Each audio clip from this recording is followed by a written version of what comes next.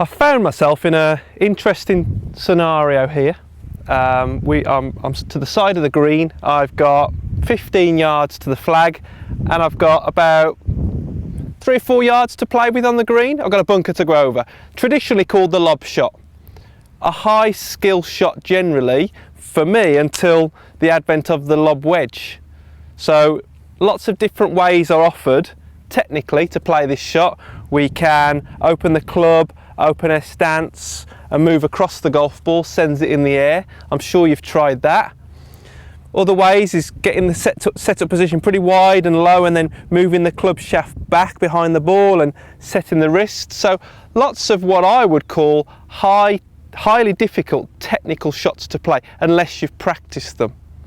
With the lob wedge, it may well be just as easy to set yourself up in what I would call a neutral setup position, ball position central, weight 50-50, and then just make a pretty normal standard golf swing.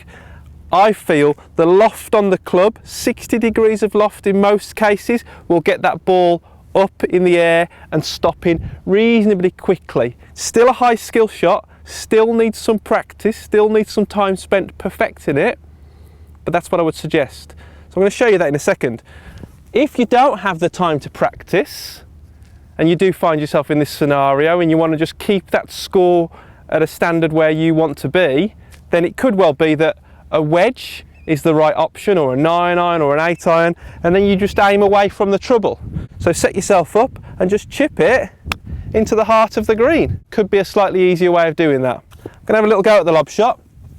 So like I said, you set up neutral, get yourself ball position central, weight 50-50, and then just make a pretty normal swing where you pop the ball up in the air.